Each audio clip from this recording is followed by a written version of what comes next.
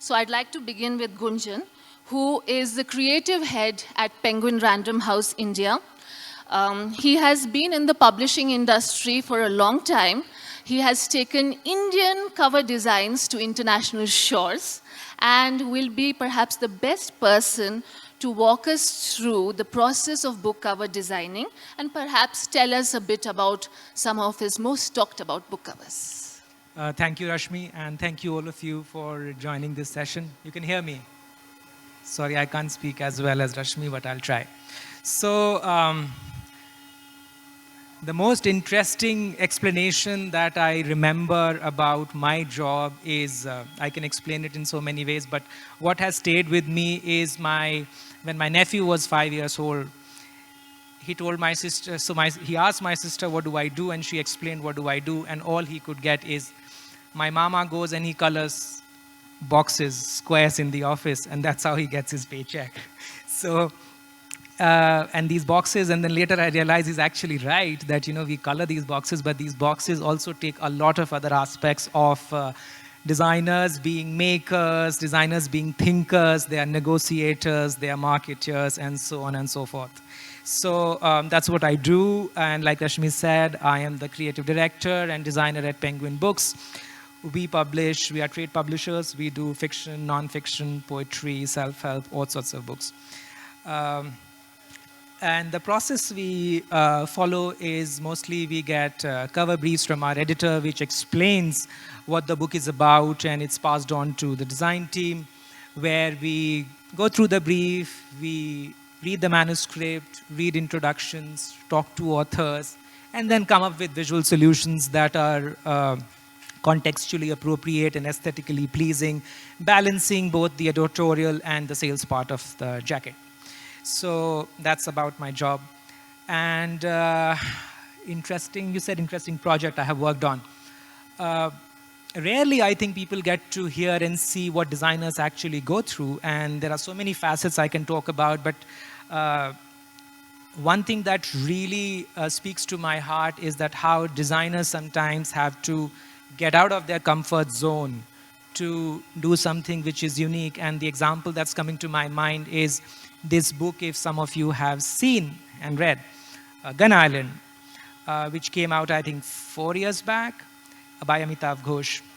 So my publisher gave me a call. This is pre-COVID days when there was no hybrid, you have to go full-time in office. My publisher gave me a call saying, hey, here is a new book that we are doing, and it's a really big book. And I feel here's the manuscript you can read, but I feel one motif that would work really well for this cover would be a king cobra. And God help me, because I have huge phobia of reptiles. And one side, as a designer, you are so greedy to work for a giant like Amitav Ghosh. Also, he's a friend. So, on the other hand, how do you overcome your own phobia? And I didn't utter a word, and I took the manuscript and I went back to my desk. I had sleepless nights for almost a week, 10 days, because I could not even get onto the internet to look for images of snakes. But that's how I think with slowness ideas start seeping in, and I had this amazing idea that how about we do this cover in a botanical illustration way. And I reached out this Bangalore-based artist called Nirupa Rao, and she came up with this idea. And when she sent a rough, for strange reason, I was not scared about seeing the illustrations. I put it, and then I put the type into it, and she colored it and sent it back. And that's how that cover came into being. And strange enough, I was not scared with that snake, and my phobia continues, but I was not scared about that snake. So the point is that sometimes we really have to come out of our comfort zones, but have to figure out creative solutions to address the problems. And look what that getting out of the comfort zone led you to. Tell them about where the book cover reached. Correct, yes. So this was done for the Indian edition, and as you know, Amitav Ghosh is an international author. The Indian version was bought over by some 16 countries, if I'm not wrong. So it was adapted all over internationally. So just as an aside, I want to mention, usually when Indian books are sold to foreign publishers, they don't take our covers, they make their own. But this is one of the rare cases where so many international publishers use the very same cover, and that's a big honor for the Indian publishing industry. Thank you. So what Gunjan told you about is just the tip of the iceberg. A lot of craziness goes on behind the scenes. And this brings me to my next question, and that is to Pinaki, who is a freelance designer and wears many, many hats. One of them is designing fabulous book covers, and the other is that he's also a professor of English, right? And so Pinaki, a book jacket is like a baby. Its creator, the designer, is one of the parents, and the other is the author. And sometimes it also has many well-meaning and meddlesome relatives like editors and marketing and salespeople, but we'll come to those stories later. For now, I'd like to talk about how you bring the author's words to life visually and the very personal relationship between you and an author and how book cover designs evolve through this process. Yeah, so basically, as Gunjan said, everybody has his own story to tell when it comes to the way you evolve as a cover designer. I came to cover design inspired by one of my heroes, who is a brilliant cover designer, but is known here mostly as a filmmaker, Satyajit Ray. Very few people know that Ray designed about 3,000 book covers. And I was mesmerized as a child seeing those works. They are very different from each other. So I remember when I started with Penguin, in fact, one of my first publisher was Penguin. I'm a freelancer, so I don't work. Just say, for example, Gunjan is the creative head of Penguin. He directly works with Penguin. But I don't work with any publisher. So what I do is, I try to pitch it to everybody. So I used to do alternative covers of books that are already published. And I remember I used to send those covers to people. So for example, Bena Sareen was the creative head of Penguin during that time. And Bena was so pestered that he gave me a chance. And that's the first cover. That's how it came about. But one thing that I have realized, and I work, say for example, I get a brief and I'll get a brief from say Gunjan or others who are in different publishing houses. We get a bit of pampering from them. Probably their deadlines are more steeper, but freelancers probably get maybe 3, 4, 5 days more. So we are really, we acknowledge, this contribution of the designers from the publishers' point of view. So what I do is I normally read the manuscript entirely. Probably because I'm a professor, I love to read. That's a kind of a passion. That's the reason I am here as a cover designer. I want to read things before it gets published. So that's one of the incentives. So I read it, and I then make extensive notes, and then I try to doodle out my ideas. I normally carry a doodle book with me, and I normally doodle those ideas as I go to my job or anywhere I travel. And then, of course, I give options, and it's sent to the design department, and, they take it forward. Of course, editors come in play. But I've been very lucky with authors. Just like Gunjan said that, he has been lucky with Amitabh Ghosh. I was very lucky with Kunal Basu. I did all his rejacketing initially, Japanese Wife and all that. And also Calcutta, which was, which became quite a well-known cover. With Kunalda, I never talk about the story at all. With Kunalda, we normally discuss art. Say, for example, Polish posters, random stuff. And then, I just say, no, remember, this can actually be a very good starting point from where you can do the cover. And slowly, we discuss over and over again. And of course, we sort of echo it back to the creative head in the publishing house and also the editor. And it's sort of organically, somehow out of madness, it evolves. So it's not as if we don't have differences. Sometimes we have differences with the author, with the creative people. The creative people will have differences. But ultimately, we all respect each other. So I have this great relationship with Shoikat Mojumdar, for example, Chandrahas Chaudhary, Kunal Basu. So these authors, becomes friends. They become friends, and they sort of, you take it from there. So whenever they write, even if I don't do the cover, they send me the manuscript only to know, visually if they are, looking nice or if it works or not. So it's like an organic process. There is no hard and fast rule you can say that this is the way it can be done. Everybody must have their own processes. But if you love this, if you are passionate about books and reading, I think great cover designers are always great readers. So once you are great readers, I think you will do great cover designs. And of course, you have to visually conjure up things. That comes. But reading the book, I think, is a very good point to start. Yeah, that is important, but considering the kind of crazy deadlines we operate in, So, sometimes, I don't know So whether I it's have the always privilege possible. because I don't do too many covers every month. So for Gunjan, it would be really difficult because he handles so many covers, right? But as a freelancer, I'm probably doing much less. So probably I have that kind of leg room, right?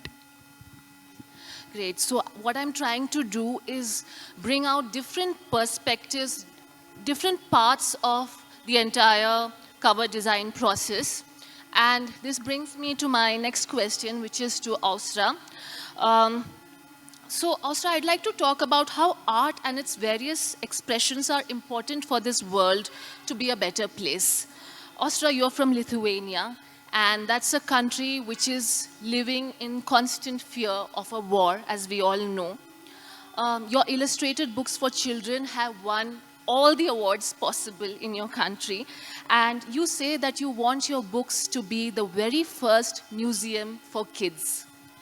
Tell us about what you as an artist living in a country like Lithuania aim to convey through your book cover. So thank you, Rashmi. Thank you for having me here. So yes, my main vision about the kids' book and about especially the cover of that book is it is the very first museum for small kids. Just, I can imagine all those evenings when a father, mother, and the kids just lay in a bed and they're opening the book and just some magic can happen in that tiny bubble. So for many kids who don't have access for any culture, the picture book can be the perfect place to be familiar with art. And sometimes they are asking why you are making so huge kids book, why you're not making tiny books, because the kids have just tiny hands. Maybe it's enough to make a tiny book. No, that's not enough, because I want to make some kind of screen for two, for kids and for grown-up who are reading for them. So, and I think that's the main goal, just to make possible for any kids to be able to know about the art, about the color harmony, of course, to get know the story the writer wrote. So this is my main idea, what I was trying to follow. And as I said the picture book is the first museum in a home. So the book cover is the poster of that exhibition. So, why is it important right now in these times?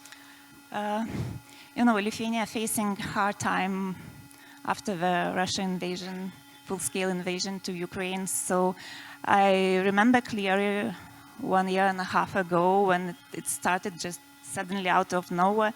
So of course we're speaking a lot. Maybe it can happen any day. But still, we thought that's not possible to be to happen some things in Europe. And I was working on my last book, and just one day everything was completely taken away from me. One day you are making the book, you are trying to do your best, you're absolutely crazy about what you are doing. You are not seeing your family, your kids, just nothing, just the book, the story, and so on and so on. And one day, everything just faded away. And one day you are working, another day you are preparing some kind of emergency bag for go away from your own home.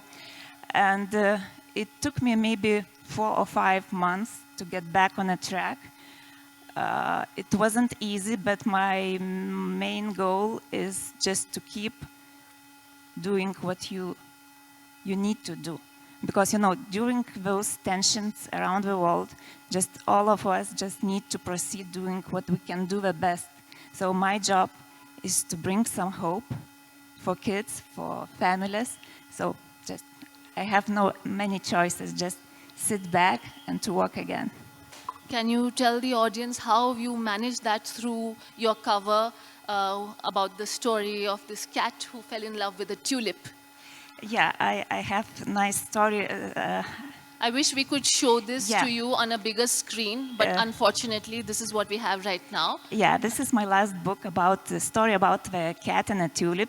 I'm an illustrator of that book, and the author is sitting on a 4th row. So wave for us. This is Evelina. She's a writer. Yes, and she wrote a wonderful story about the cat and the tulip, and the cat just falls in love with the tulip. And you know, just tulip can blossom just for a few days. And when you're going through the story, of course, it's a huge sense of the loss of the cat loss. And when I was making the book cover, actually, I'm always making the book cover just last minutes. Not last minute, but how to say, just I need to make fully just completed with the book, and after I'm going to the book cover.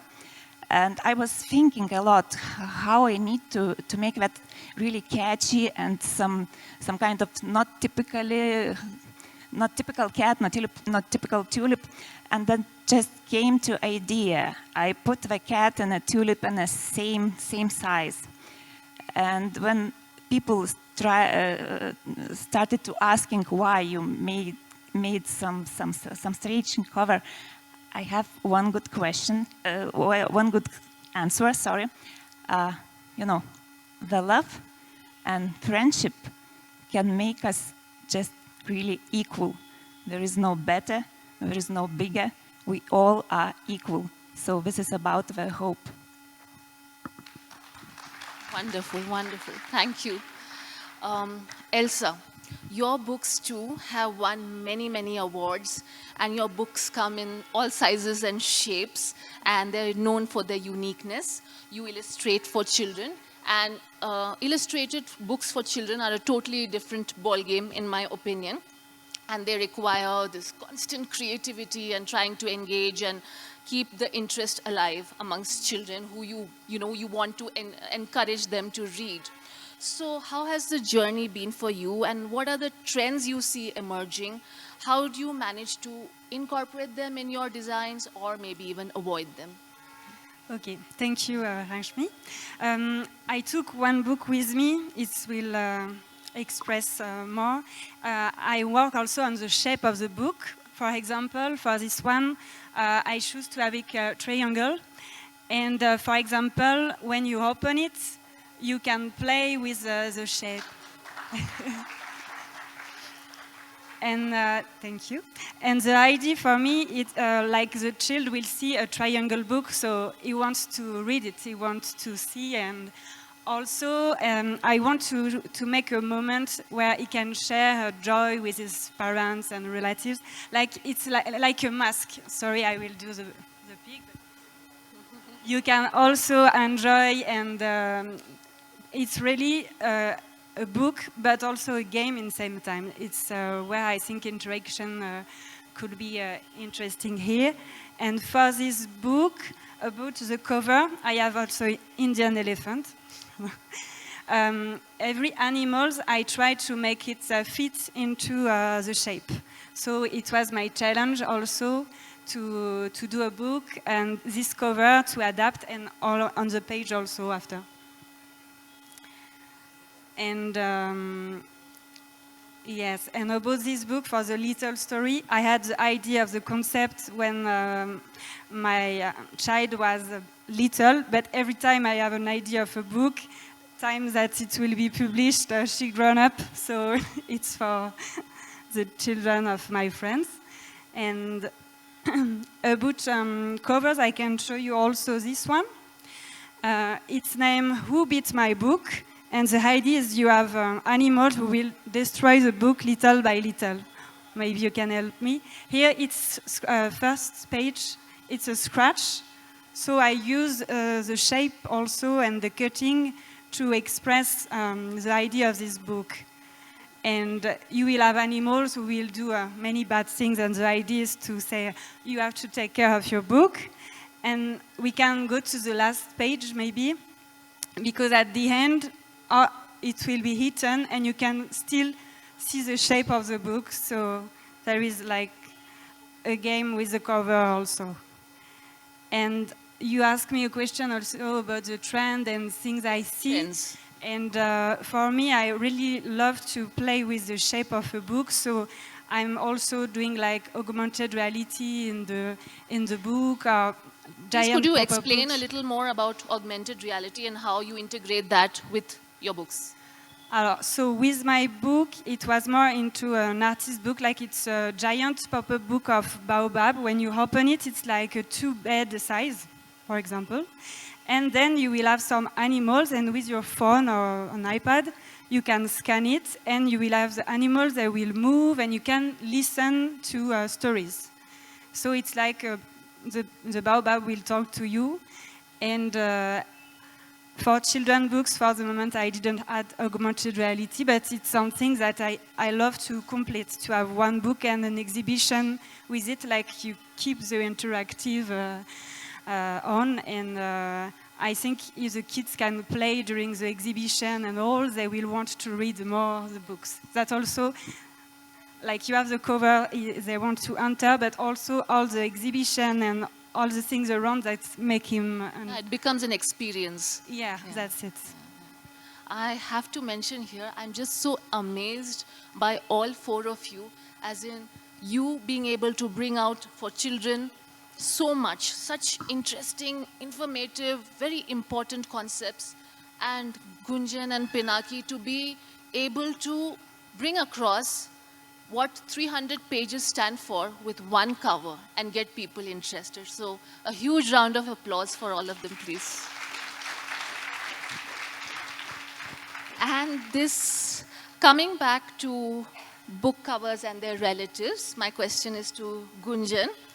Art, creativity, book covers, their appreciation, everything is subjective. What you and I may like might not be liked by others. And we must, of course, accept that at the end of the day, we are working towards bringing out a book that we want to be, want it to be commercially successful. It's something that has to be out in the market. And therefore, the opinions of sales, marketing, etc., everything comes into the picture. So what Gunjan and I might like, really be passionate about, be in love with, could be rejected by, say, sales or marketing for very valid, important reasons. So how do you handle that? How do you handle rejection? Wow. Yes, it is quite subjective to a large extent. What I may like, she may not like, vice versa. But what I follow is testing and trying. So if I've done a cover, and before I bring it to how a cover gets approved internally, that you have a jackets meeting every week, and where you present the covers to sales and marketing and editorial before they go out to the author. Before even doing that, sometimes what I do is I make mock-ups, and I take them to real bookstore. And I just ask people, without telling what the book is about, because see, at the end, it's about feeling, right? How am I going to respond to certain visuals and colors and typography? So I just, without telling anything, I think it's the best litmus test that you ask, what do you think about this book? And sometimes, answers would just surprise you. And so, in a way, doing this homework makes your argument more informed and educated when you come to the jackets meeting to sort of battle with sales and marketing ideas. Having said that, I personally see design is different from art. So if sales or marketing, they have an important point to make, which is contextually appropriate and is doing good to the book, I absolutely take it on board. What I don't like is, I like pink and I like green. I mean, imagine if this book is going to those 50,000 audiences, so we have to take a general opinion on board, and it's not just for one person. So those subjective comments I don't really appreciate and encourage, but something which is more contextually appropriate for the book, absolutely welcomed. So that's how I like to steer conversations that are more positive and more geared for the success and or about the book than your personal preferences. Gunjan is being very sweet and diplomatic right now. So I must tell you that absolute mayhem happens behind the covers. This industry is full of creative people, all of us very emotional and very passionate about our books, and absolute craziness happens, but somehow we always end up bringing out the most beautiful book covers. That's the beauty of this entire process. And I'd like to ask this very same question to Pinaki too, who is sitting here smiling, thinking of all that has happened in his life. And Pinaki, tell us about No, rejections. I mean, yeah. So basically, rejections are like, it's just like life. I mean, there will be rejections, but you wake up and, do it again and again. I mean, you cannot just hold on to your ego and say, this is it. This is what everybody will like. So, yes, there are differences. Sometimes we get on heated debates, but ultimately, say, for example, I and Gunjan may have differences.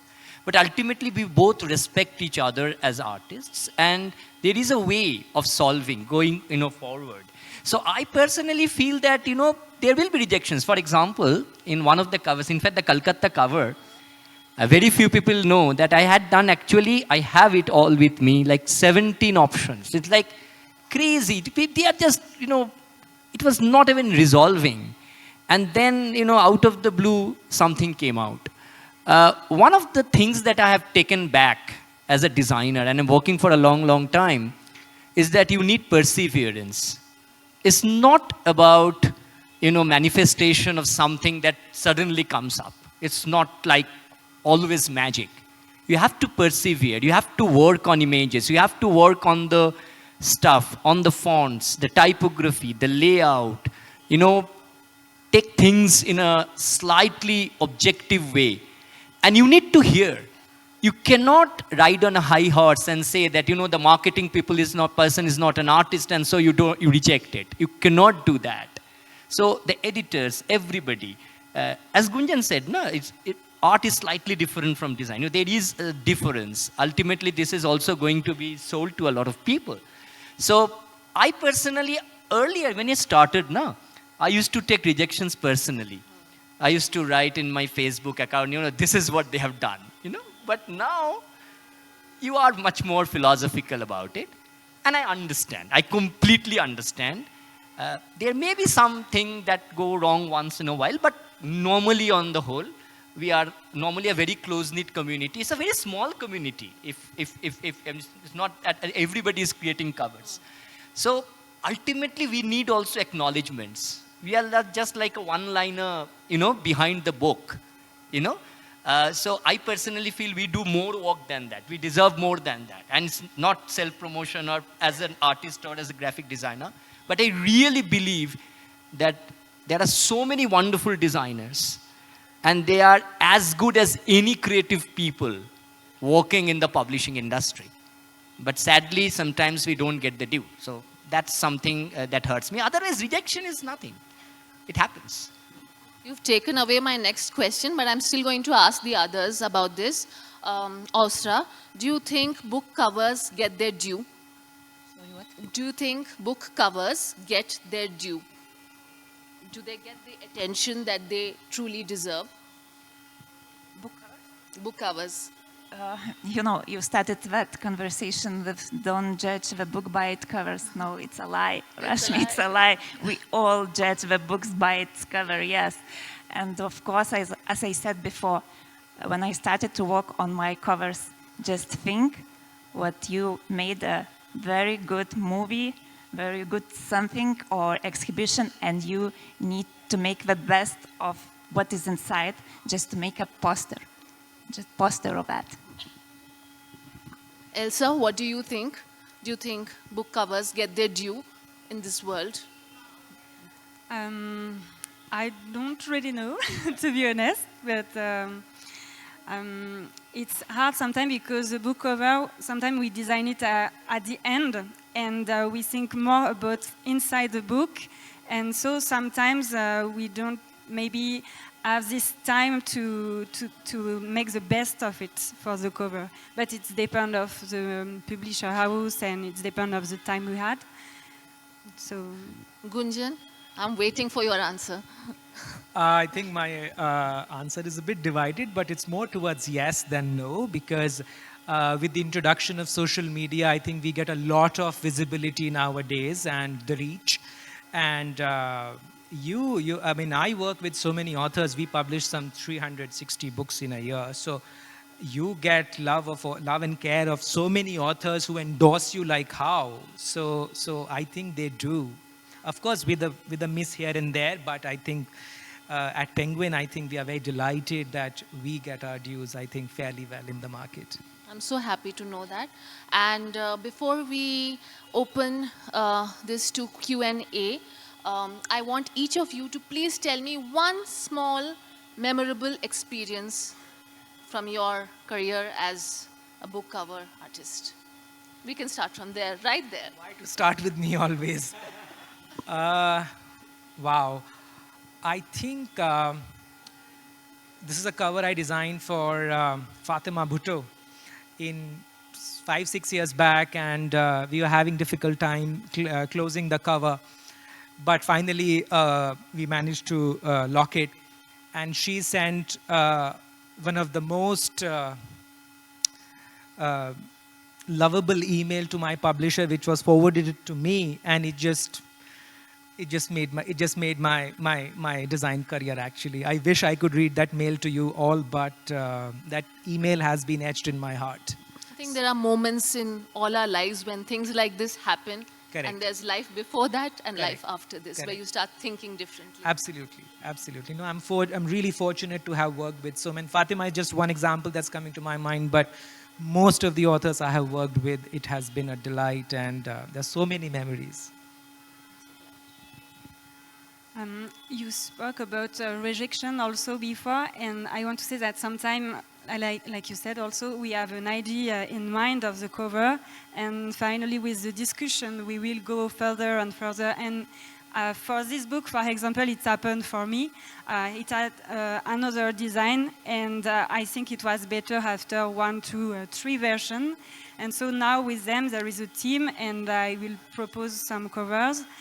And then one idea, I will try to make other roof on it, and it's better also to have this exchange all together. After you're more happy, finally, you say, okay, my first idea was that, but now it's best. So that's funny, my funny story also about the rejection. Okay. Yeah, that looks like a very popular topic today, to speak about the rejection. So I would like to say I have none of them, just none of them. And you know, when I was making my first book ever, so the writer is same girl. So we made 2 books together. So this is my first book, and when I was planning to make the cover like that, just I want you to know how crazy about what I am doing about. So I made up to 100 sketches for that tiny fox. So after that, just that's not possible to get a rejection. Just I bring to my publisher the best of me. Memorable story? Yes. Yeah, so there are so many, but I remember one. You know, I was young. I was in my university. You're still young. No, but Pinaki. still, I'm growing old. So basically, I was just, going after publishers so that, people publish me. And I got, my first book cover is from Penguin. And I got a handwritten note. It was very common during that day from David Dravidar. So David Dravidar was the publisher then. And I used to, admire him for the work that he has done for Penguin India. And he wrote me like a real nice note. I have still kept it today because I thought it was my first cover, and the head of Penguin is sending me that, I like the cover because it is a book I am also involved with. So thank you, Pinaki. I hope you go on create more memories. So that's my kind of good memory that I have.